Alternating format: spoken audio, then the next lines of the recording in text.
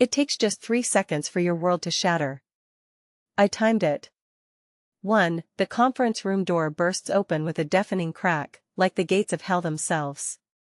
2. A dozen heads snap around in unison to face the furious expression of our CEO. 3. He points a trembling finger directly at me and utters the words that send a chill down my spine, "Still waters." My cheeks burn as my colleagues' gazes, like a pack of predators, turn towards me. 24 eyes pierce through me like sharp needles. Moments before, their faces had been welcoming, but now they twist with suspicion and animosity. In that instant, I bitterly realize that loyalty and professionalism mean nothing when a powerful boss needs a scapegoat. And that scapegoat is me. I am Olivia Sterling, 33 years old. For 4 years, I've served this company faithfully, arriving early and leaving late, hearing words of gratitude like, "Thank you, Olivia," and "What would we do without you, Olivia?" And now, in 3 fateful seconds, I've become an outcast, a leper, shunned like the plague. Our CEO, Jonathan Harding, whom everyone except me familiarly called Jonathan, I couldn't bring myself to cross that line, stood at the head of the table like an enraged god that fateful Thursday morning. His temples throbbed with bulging veins. Behind him, on the giant projection screen, a monstrous number glared in screaming, ominous red. 2,367,412. Someone in this room is stealing from my company, he announced, his voice a menacing hush that only those accustomed to destroying lives with a single word can achieve. We have a shortfall of over $2 million, and I demand an explanation. 12 pairs of eyes remained fixed on him. There was Cody from marketing, with his perpetually loose tie. Isabella from customer relations, recently back from maternity leave. Trent, our taciturn tech support genius, silent but all-fixing. Sophia, the office manager, keeper of all corporate secrets. And the rest, including me, the special projects team, working with our most important clients. Ironically, I was the financial compliance specialist, the very person whose job it was to account for every cent and verify the legality of every transaction. And I imagine that irony wasn't lost on anyone. The fraud has been going on for 8 months, Jonathan continued, pacing the room.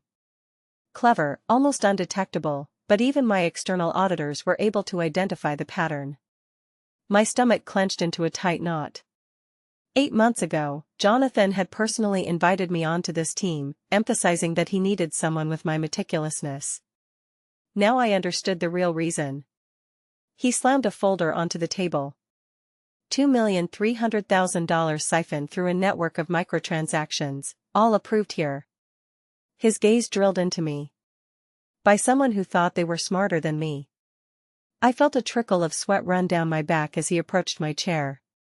Olivia is our numbers expert. Always quiet, always observant, always keeping records, he spat out the last word. Quiet ones always think they'll go unnoticed. I tried to say something, but the words caught in my throat. My entire life, I'd been a paragon of reliability and caution, the person who double-checks every detail. And now, I was being branded a thief in front of the people I'd have moved mountains for. "Sir?" I stammered, my voice sounding weak and uncertain. There must be some kind of terrible mistake. His laugh was icy. "Oh, I don't make mistakes, Miss Sterling. But you, it seems, have. I've already notified the authorities. They'll be here within the hour." The room spun. The police. This couldn't be happening. "Check her computer," a whisper hissed. It was Ethan, our supervisor, who had always eyed my work with Jonathan with suspicion. "Already done," Jonathan snapped. "Found something interesting." In that moment, it dawned on me, this was a setup. Not a discovery, but an execution. You know that feeling when fear suddenly transforms into something else? When a strange, icy calm washes over you because you've hit rock bottom and suddenly see everything with crystal clarity. That's exactly where I was. The trembling in my hands subsided as I reached for my phone. "Sir," I said, my voice sounding firmer than I expected. "You need to see this." Jonathan smirked. "A confession? How predictable." Not exactly. I opened the secure folder I'd been keeping for the past 10 months, even before I joined this team. I held out my phone to him, directly on the relevant video. His face changed before my eyes, first confusion, then disbelief, and then, something akin to animal fear. You know, about 10 months ago, I stumbled upon something unusual while reviewing our company's financial reports. Minor discrepancies. Nothing critical, seemingly, but an odd, unsettling pattern. I tried to share my concerns with my former boss, but he dismissed them. That's when I started keeping records. Screenshots, meeting minutes, backups of files before and after changes. It wasn't that I suspected anything wrong, I was just tired of being ignored. When Jonathan transferred me to the Special Projects Department, I continued to document everything out of habit. Meticulously, scrupulously recording every action, including the 6 instances where Jonathan personally asked me to adjust some client accounts. Each time, he explained it as a need to correct an accounting error, balance the books, or resolve a misunderstanding with a client. And each time, as I complied, I silently made backups of the original data.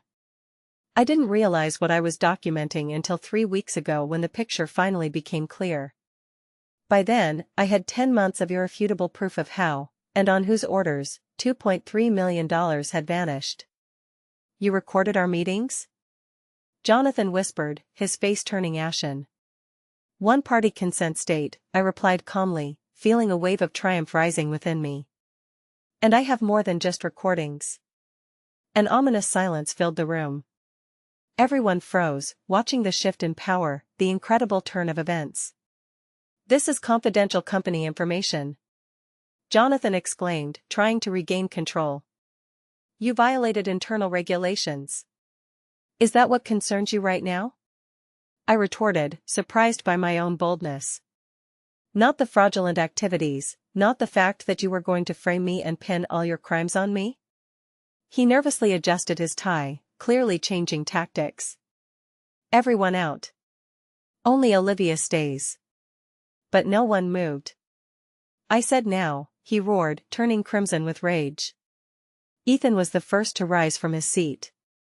I think we should stay. His gaze met mine, and I saw something new in it. Respect? Or just a glimmer of humanity, born from the realization of how close someone had come to being broken. Jonathan's phone vibrated. He glanced at the screen and paled even further.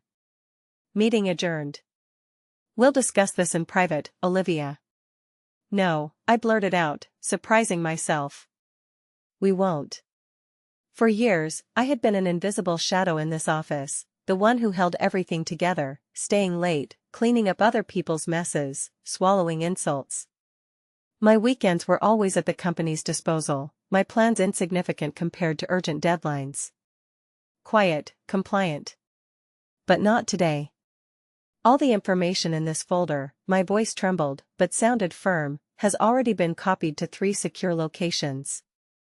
And yes, my lawyer's office too. You have exactly 20 minutes until the real authorities arrive. The ones I called this morning. Jonathan's face turned purple with rage. You insignificant.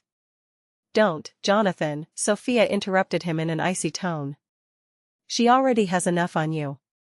The next 20 minutes were a nightmare. Jonathan locked himself in his office, like a trapped animal. Security arrived, their faces tense. Frightened whispers spread through the office.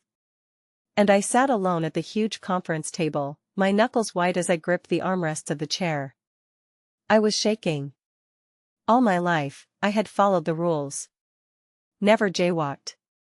Paid my taxes meticulously. Collected receipts even for paperclips.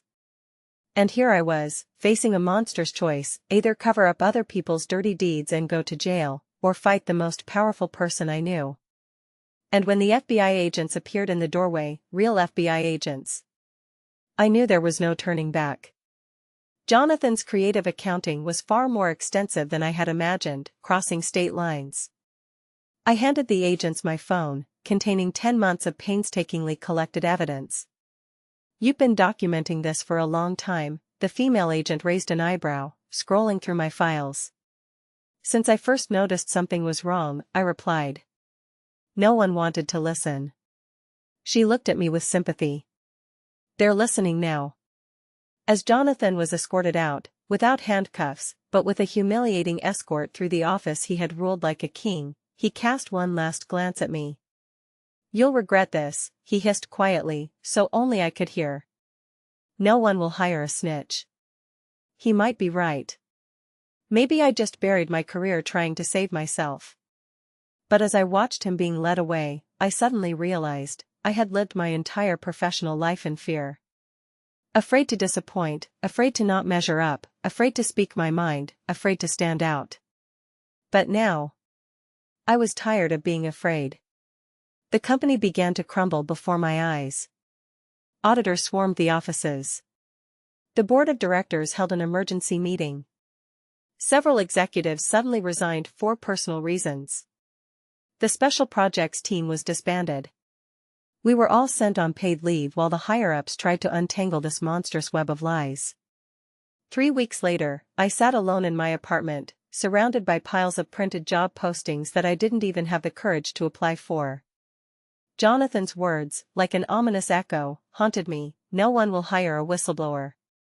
I had avoided prison, but at what cost? Suddenly, the phone rang. It was Isabella from our team. Have you heard? She blurted out without a greeting. Heard what? I replied, feeling a surge of anxiety. The board fired 4 more executives this morning. They swear they had no idea about Jonathan's scheme, but you know what the investigators dug up? Emails. A mountain of emails. I closed my eyes. Did everyone know? Not everyone, Isabella clarified, but enough to blow this scandal up to an incredible scale, turning it into something bigger than just Jonathan's machinations. It seemed like I should have felt triumph, relief. But instead, I was overcome with exhaustion. And one more thing, Isabella continued, as if oblivious to my state.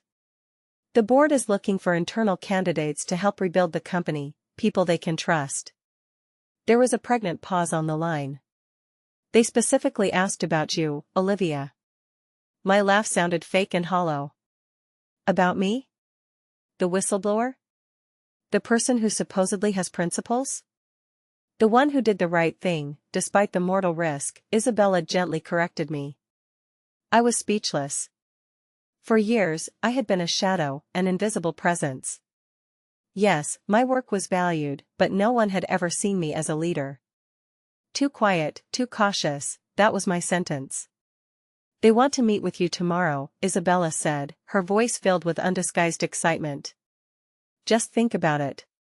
After the dial tone signaled the end of the call, I froze, staring blankly at the wall. This wasn't the vindication I had imagined. No clean victory, no perfect revenge. It was all messy, complicated, and terrifying. But perhaps that's what real justice looks like. Not as a blinding flash of lightning, but as a slow, agonizing recovery from the ashes. The next morning, I put on my most severe business suit, the one I saved for meetings that could make or break my life. As I walked through the glittering doors of the corporate headquarters, past the security guards who now nodded at me with undisguised respect, past the employees whose whispers followed me with their eyes, I suddenly realized something important. Jonathan was only right about one thing, the quiet ones are always watching. Because we see, we notice, we record, and when the cup of patience overflows, we finally speak up. The boardroom looked completely different when viewed from the other side of the table. Streams of sunlight, pouring through the huge windows, illuminated the faces of the 7 people who had never given me a second glance before. Now, their eyes were fixed on me as I settled into the chair across from Harper Davis herself, the chairwoman of the board. Miss Sterling, she began, her voice dry and formal. First of all, I want to express our gratitude for your courage. Your actions saved the company from far more serious consequences. The words seemed rehearsed, as if they had been prepared by a crisis management team. I nodded curtly, without saying a word. I had learned that silence makes those in power uncomfortable. Let them fill the void. We have conducted a thorough investigation, continued Owen Lee, the company's chief legal counsel. The scheme lasted for 18 months and involved 7 executives, including Jonathan. 4 have already been fired. 3 are trying to contest their dismissal. My mouth was as dry as a desert. Owen, as if pinning me to the spot, said, 7 executives were aware of, participated in, or knowingly turned a blind eye to what was happening. His words echoed in my head. And the $2.3 million that Jonathan accused your team of stealing is just the tip of the iceberg, what we've managed to uncover so far. The faces of my former colleagues flashed through my mind, 11 people now tainted by suspicion, their reputations ruined. What will happen to my team? The question escaped my lips, full of anxiety. Harper exchanged a glance with the others, as if seeking support. That's largely why we invited you. We intend to restructure the company.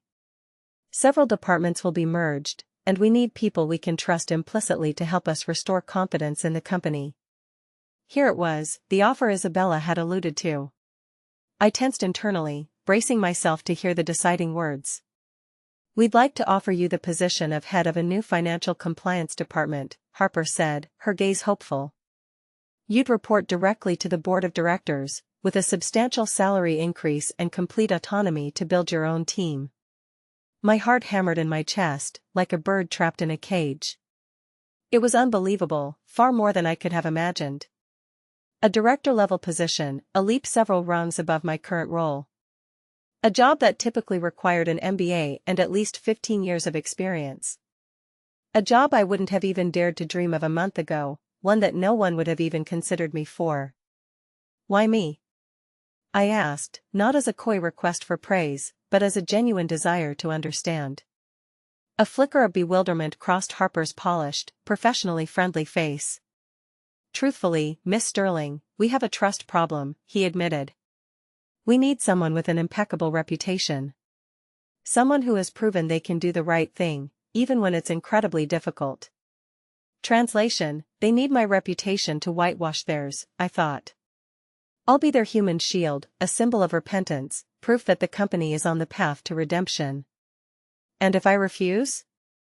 I asked, crossing my arms over my chest. We would completely understand, Owen's slippery reply came.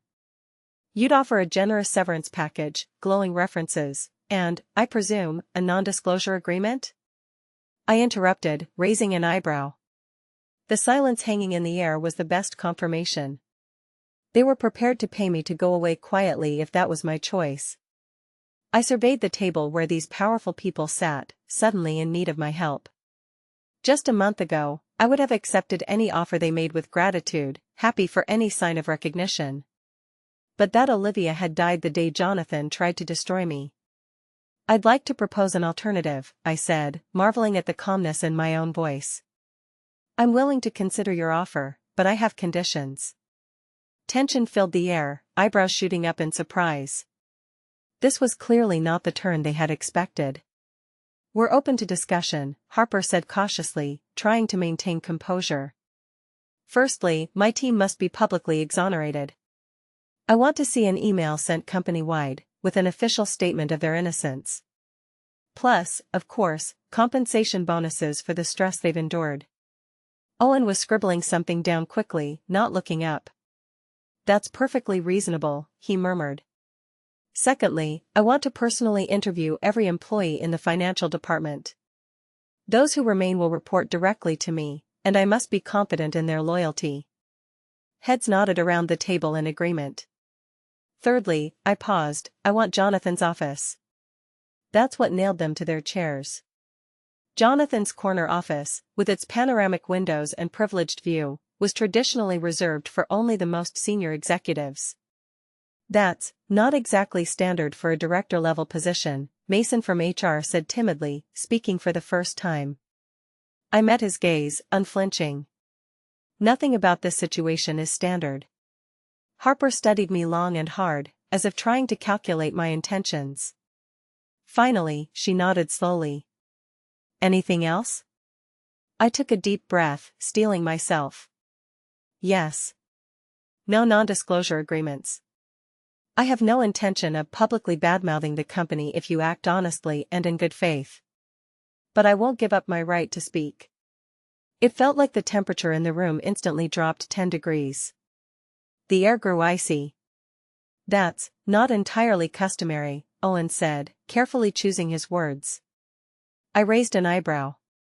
"As uncustomary as a fabricated embezzlement charge from your CEO?" There was steel in my voice. "I didn't seek this, believe me.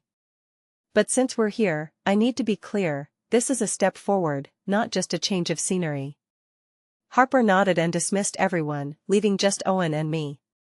The next 45 minutes were spent in tense negotiations over the details. When I finally emerged from the boardroom, I had not only a signed contract that met all my demands, but something far more valuable: respect. The next day, as I crossed the threshold of the office that had once belonged to Jonathan and was now mine, a storm of conflicting emotions washed over me. Triumph? Certainly. But also the bitterness of knowing the price I had paid. I ran my fingers over the smooth surface of the expensive desk where he had once plotted, dreaming of my downfall. Power, how it changes people. How easily it can corrupt. And how much I don't want this to happen to me. A light knock on the door startled me from my thoughts. Sophia stood on the threshold, holding a small pot with a plant. "Office, worm, gift," she said haltingly, placing it on my desk. "Hard to kill. Even for those who forget to water." Like your career, apparently, there was a barely perceptible irony in her voice. I burst out laughing, the first real laugh in weeks. "Have you heard anything from the others?" I asked, still smiling. "Everyone's in meetings today," she replied. "There are rumors of a reorganization." "What about you?" She hesitated, studying my face carefully. "So, it's true. You're the boss now?" "Just of the department, not the company," I corrected. "And I'd like you to be my deputy." Her eyes widened in surprise. "Me? But I handle the office, not finance." I leaned forward, looking her straight in the eye.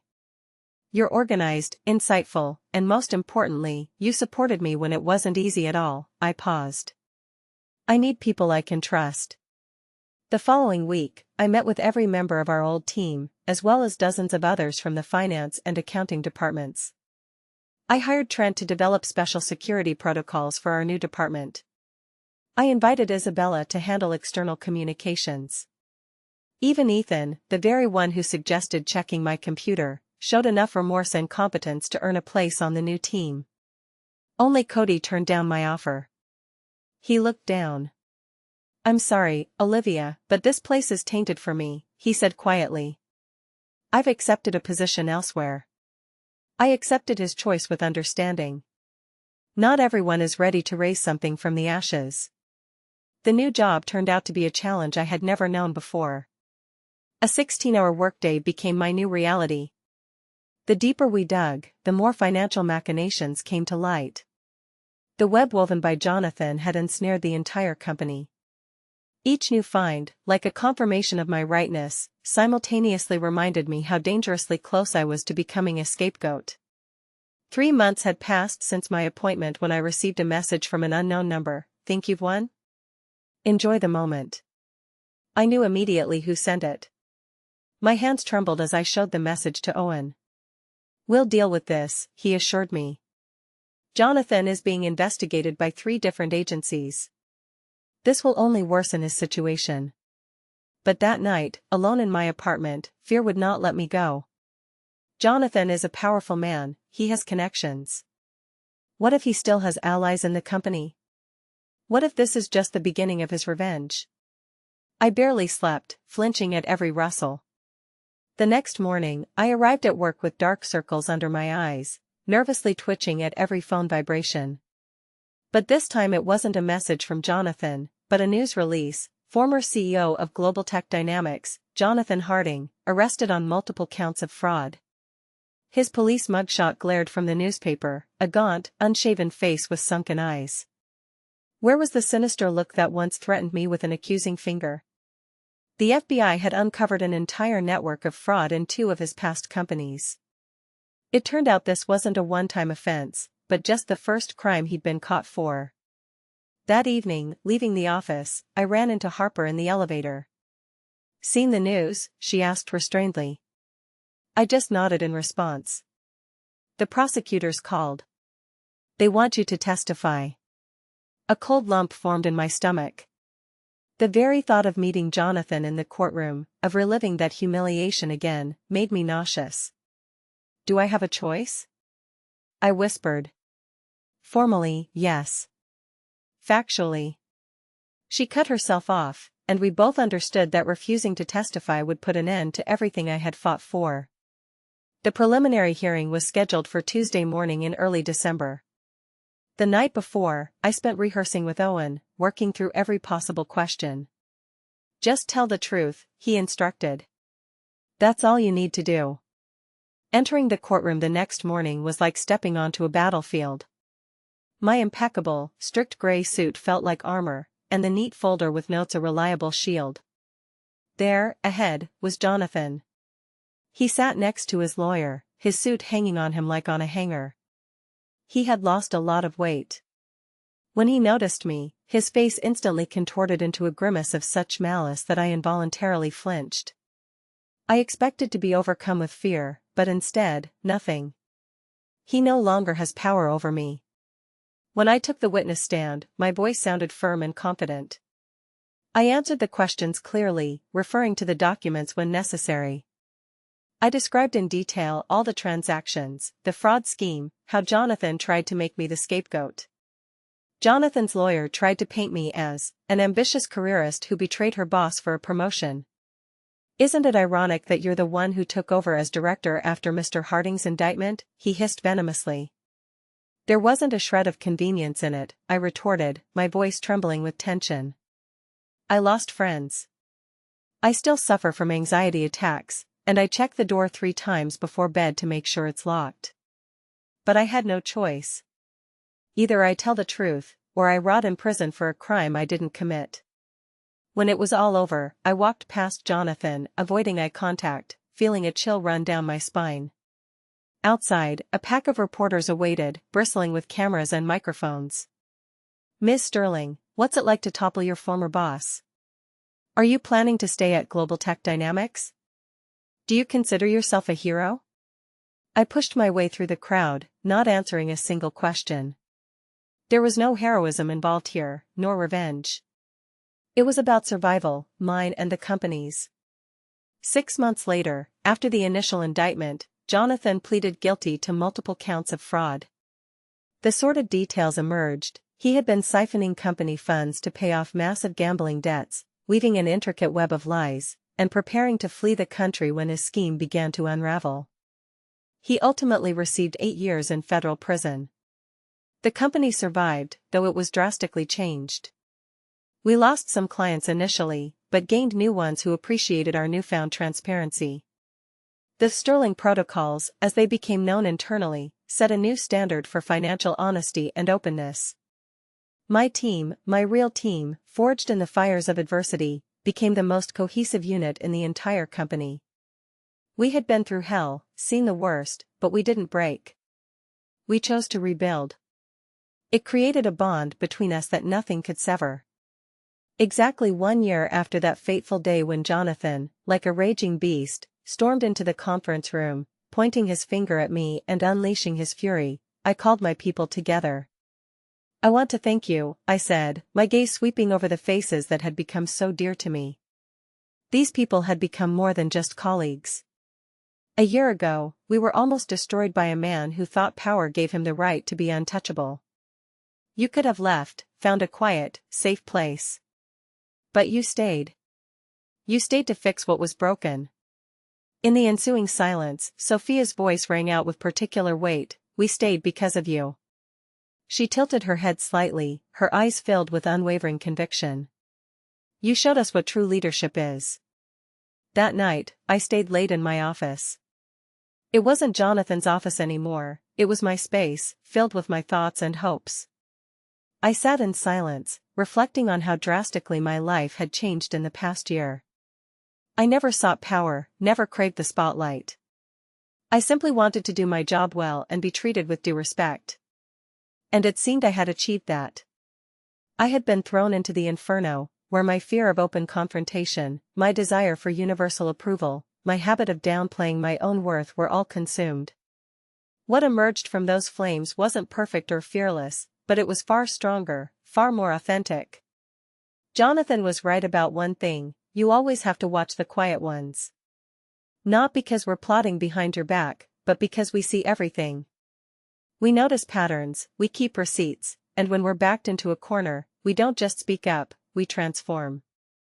2 years later, I was promoted to CFO.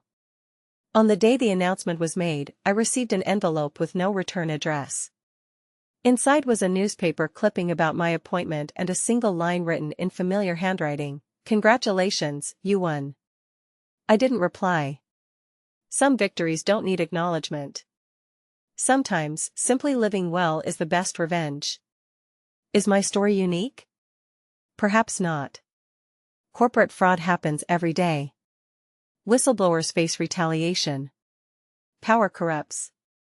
Systems always strive to preserve themselves. My survival in this story is what's truly unique. Unique is that I found the strength to speak up when it was crucial. I learned to distinguish between silence chosen by one's own volition and silence imposed from the outside.